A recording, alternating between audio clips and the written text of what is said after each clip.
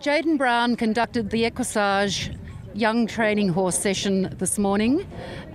Jayden, would you like to tell me about your early riding history and also about your session this morning? Yes, so I've got three older sisters, so they all got me into the horses, and being the youngest child in a family of four, I just followed what they did and started on ponies and went through pony club and eventually moved into school, and then that's how I sort of started into the EA competitions and moved through the young rider ranks and I guess to where I am today. And you had some experience over in Germany. You've trained with several trainers in Germany?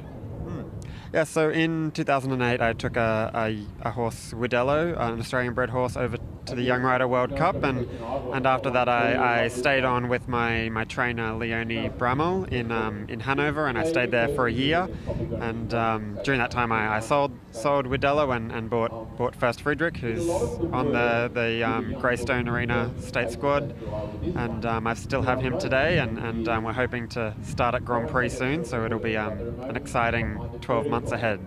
And the horse you rode in the session this morning, would you like to tell us about him?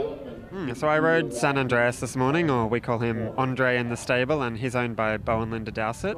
They imported him as a 4-year-old, and I've been riding him for the past 12 months, and probably the most exciting sort of thing for us was just being selected to compete at the World Young Horse Championships in Pferden, but unfortunately we won't be travelling to the competition due to a few sort of vaccination timetabling issues, but it's certainly an honour to have been chosen for such a prestigious young horse event. It certainly is. And also, could you talk to us a little bit, please, about the training scale which you displayed this morning in your training session?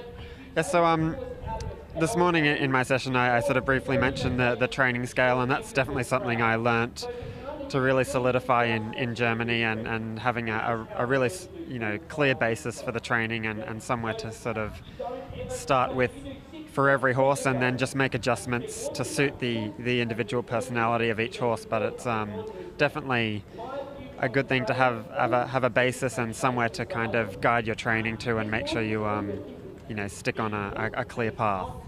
And whenever I coach someone at home that's on a green or a younger horse at prelim novice level, I always start off by saying to them that I don't care what rhythm you trot in, as long as it's your rhythm. The rider. And the double bridle, when do you start to introduce young horses to the double bridle?